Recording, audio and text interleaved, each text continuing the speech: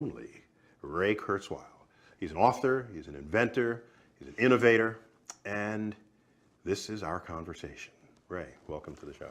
Great to be with you, Neil. Yeah, so let me just up front say I'm probably your biggest skeptic, just so you know. That's what you got, so you're ready for this. You're probably not the biggest.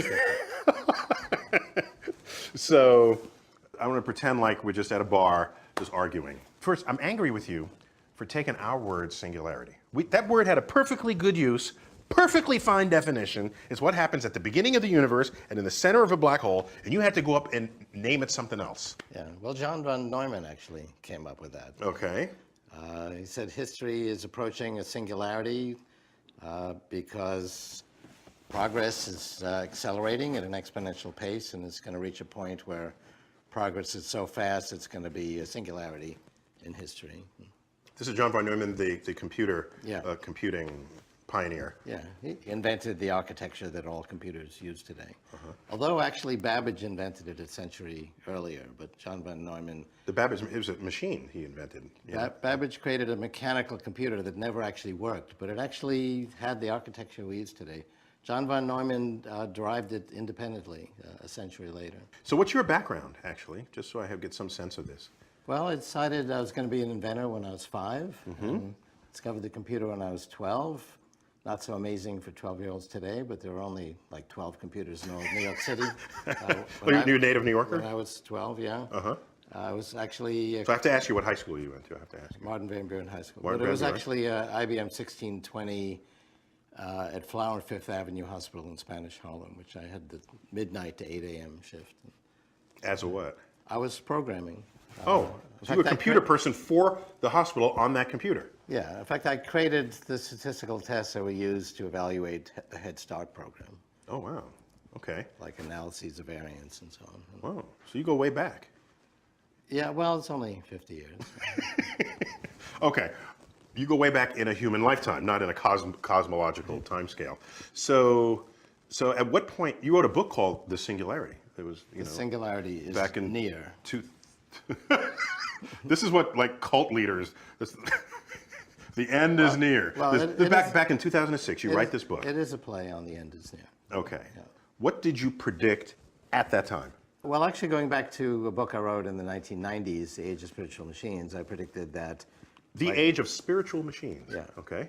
By 2029, computers would have all of the intellectual and emotional capabilities of humans, and so they would be spiritual machines. And conversely, we are spiritual machines because our brains are composed of 300 million modules that recognize patterns. Each of those modules has 100 neurons. Those neurons have ion channels and dendrites and axons, and basically you can describe, based on physics, which you know The electrochemical pathways? How they work, and we can actually model them, and we are modeling and simulating the brain today, and they are, so each neuron is a machine. Very few people would disagree with that. Well then, you know, the 30 billion neurons in our neocortex is a machine also. And actually we can understand it. My most recent book, How to Create a Mind, talks about how that machine works. That sounds diabolical, how to create a mind. What's going on in your basement? You can tell me, nobody's looking, tell me. Well, we are understanding how human intelligence works. I mean, these things are brain extenders already. Yeah, we are the smartphone that you point to. Our brain is already expanded in the cloud. We're smarter as a result. We'll directly connect our neocortex in the 2030s. But wait, let me. Well, the last time we did that was 2 million years ago when we went from primates to humanoids, and we got these large foreheads. And we had the frontal cortex, which is where we do language and art and science and physics and radio shows. No other species does that. But it's not qualitatively different. The frontal cortex is actually was just an additional quantity of neocortex. The neocortex is organized in a hierarchy, and we took that additional neocortex and put it at the top of the hierarchy. And as you go up the hierarchy, things get more abstract. So things like music and poetry exist at the top of the neocortical hierarchy. And we're going to add to it again by connecting our neocortex to the cloud and to synthetic neocortex and expanding it's the way we did 2 million years ago, except this time it won't be limited by a fixed enclosure. We'll be able to expand it without limit. What's the difference between extending the power of your brain through some connection into silicon-based intelligence versus just having access on your hip to all of that extra knowledge I and think intelligence? there's no substantial difference. I mean, I think this is a brain extender. Because people talk about, plugging some USB port into your... Well, the scenario I think that is realistic is computers are getting smaller and smaller. We'll have nanorobots at the size of blood cells that have computers in them. They'll go into the brain through the capillaries and communicate with our neurons. We already know how to do that. People with Parkinson's disease already have computer connections into their brain. That will communicate wirelessly to the cloud. This computer on my hip communicates wirelessly to the cloud. It can multiply itself 10,000-fold by accessing thousands of computers when we need them in the cloud. It can access millions of computers of information. So a kid in Africa with a smartphone is accessing all of human knowledge with a few keystrokes by connecting wirelessly to the cloud. But then why invoke the brain-machine connection at that point? Who cares? You got the machine. Because it's a much faster interface. I mean, our fingers are very slow compared to... we could have, millions of... I didn't know the world was going too slowly for you. You want to speed it up. Okay.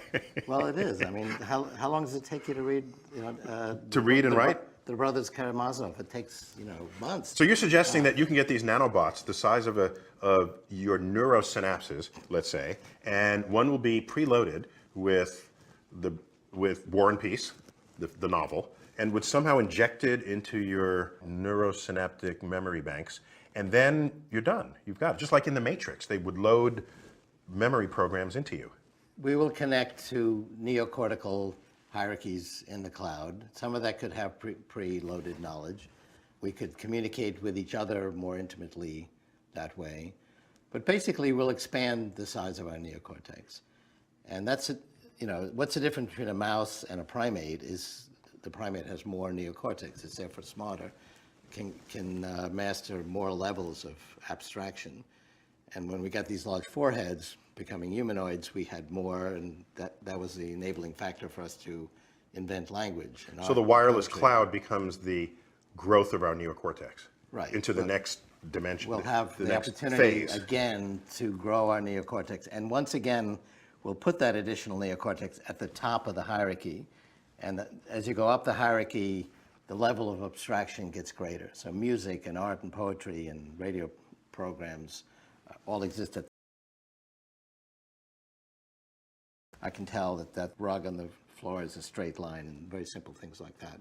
It's the top of the hierarchy where the interesting things happen. And we have not been able to expand it for 2 million years because we have this fixed enclosure.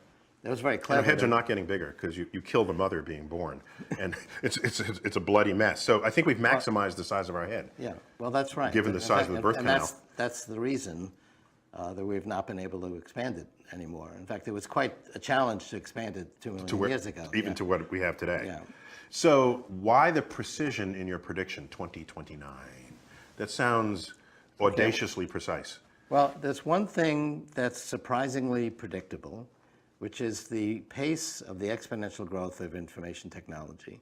The price, performance, and capacity of information technologies like computation, communication, now biological technologies like sequencing and also simulating biological processes, the amount of data we're getting on the brain, many different measures, not of everything, but of information technology, follow amazingly precise trajectories. And Growth trajectories. Right, and they're exponential. So, I mean, I was looking, actually, it was 1981. I realized that timing was critical to being successful as an inventor. It's also true for anything else you might want to do, doing physics or romance. I mean, you got to be in the right place with the right idea at the right time. So I started with the common wisdom that you cannot predict the future, and I made a surprising discovery. Lots of things are unpredictable, but if you look at the price, performance, and capacity of information technology, like, for example, the price performance of computing, calculations per second per constant dollar, it follows an amazingly predictable trajectory, going back to the 1890 American census.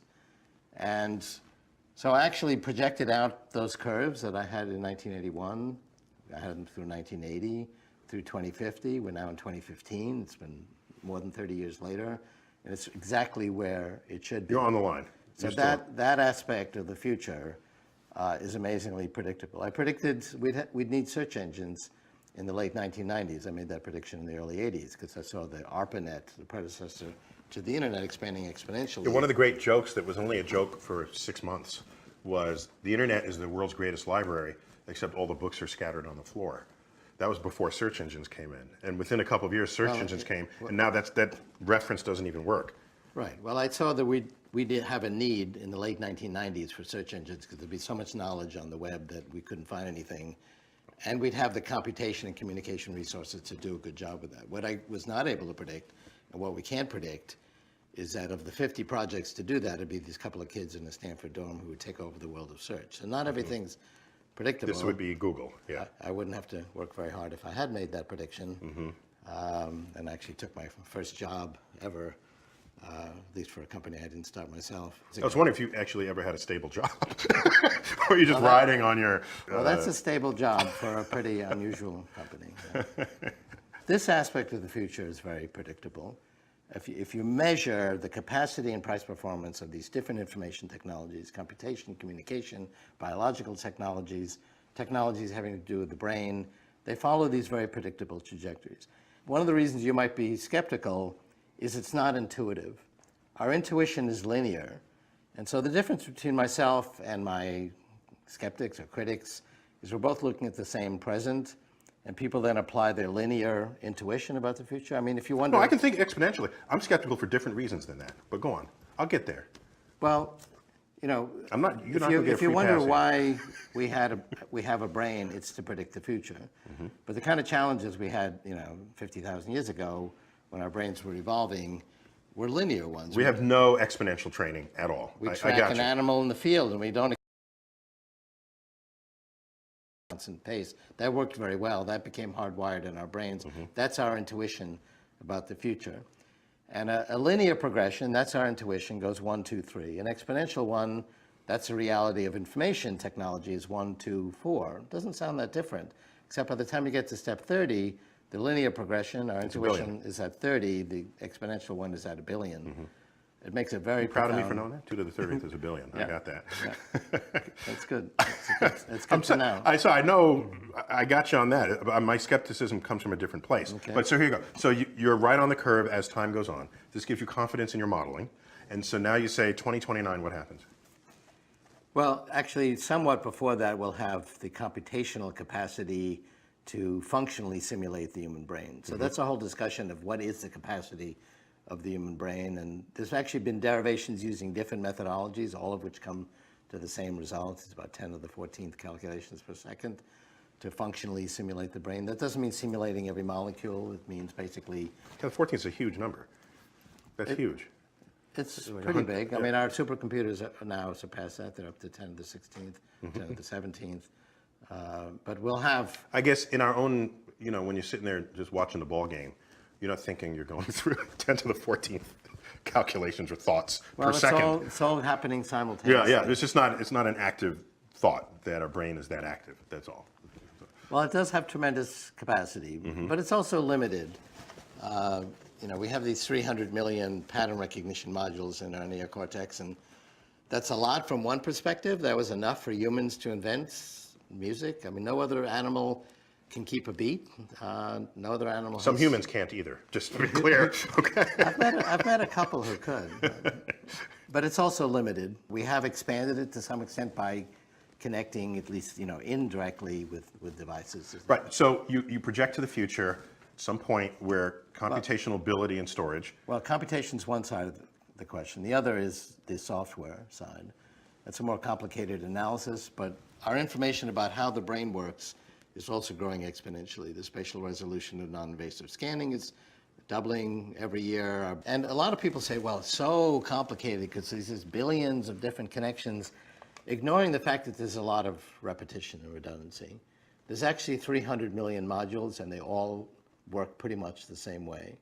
The neocortex, people thought, oh, that must be very different because that does art and poetry, compared to, let's say, V1, which can tell that there's a straight line in front of me. But it actually turns out to be the same algorithm. But they're organized in a hierarchy, and we put that additional neocortex capacity into the top of the hierarchy. And there are descriptions today. I have one in my book, How to Create a Mind, of roughly, functionally, how the human brain works, how the neocortex works. That's where we do our thinking. We're going to refine that as we get more and more information about the brain. What's the downside? So we're going to keep moving in that direction. And I believe we can have a world that's essentially free of poverty, where disease has been greatly reduced, clean up the environment, have plentiful resources in terms of energy and food. And the downside is, I mean, there's lots of movies about the downside. I don't need you to tell me about what the movies do. All right. Where, you know, the AI is trying to destroy humanity, and it's the humans against the artificial intelligence or the robots, or it's two groups of humans fighting for control of the AI. One thing that gives me comfort is we don't have one or two AIs in the world. We have 2 or 3 billion AIs. I mean, a smartphone is an artificial intelligence. It's in fact very intelligent, and it accesses the cloud and makes it even more intelligent. And it's in billions of hands. And people say, oh, only the wealthy are going to have these technologies that Kurzweil talks about. And I say, yeah, like smartphones, where you in fact had to be wealthy to have a phone, a mobile phone. It wasn't very smart, 20 years ago. And it didn't work. Only the cool people had mobile phones, like Gecko in Wall Street. There's the famous scene where he's walking on the beach and he's got that sort of shoulder-mounted mobile phone. And I remember seeing that, and saying, wow, that's really cool. He's so rich, and he can just walk down the beach with a phone on his shoulder. And it really didn't work very well. And today they do a million things, and they work much better. It's just incidentally a phone, right? And there's billions of them. I mean, there'll be. So what of all this talk, whether or not you initiated it, about uploading one's brain to a computer and then the computer becomes you? What do I make of this talk? Well, that's not really the scenario I think will happen. We've already talked about how we're going to connect to artificial intelligence. Now, we do that mostly indirectly. There are a few people that have computers connected in their brains, like Parkinson's patients, but for the most part, they're not inside our brains, but they may as well be. So what do you predict will happen in society the day that occurs? Well, it's not one day. I mean, first of all... Of course it's not a day, but just... the predictions I made for today, 30 years ago, people thought were totally ridiculous. Now that it's here, we can't imagine that it ever wasn't the case. Did we ever have a time where there wasn't social networks and mobile devices where we could access all of this knowledge and each other and so on? That was only a few years ago. And so by the time these things happen, we actually get used to them, and they become ubiquitous very quickly, and we forget that it ever wasn't the case. I mean, you can now talk to your computer and ask it questions in natural language. The thing is, when these capabilities emerge, they're kind of clunky and they don't work very well, so people dismiss it saying, well, it doesn't. Well, it's been doing that for a long time. It's nothing new. And so it kind of creeps up on us. Computers, we're going to be talking to them, and they're going to get more and more sophisticated, and very gradually they'll become more and more human-like to a point where they're really indistinguishable. And so, 100,000 years ago, we couldn't reach that fruit at that higher branch, so we invented a tool that extended our physical reach. And then we invented tools that expanded our muscles, and we could create pyramids and great buildings. Now we can access all of human knowledge with a few keystrokes. We're always expanding our reach. That's actually what's unique about humans.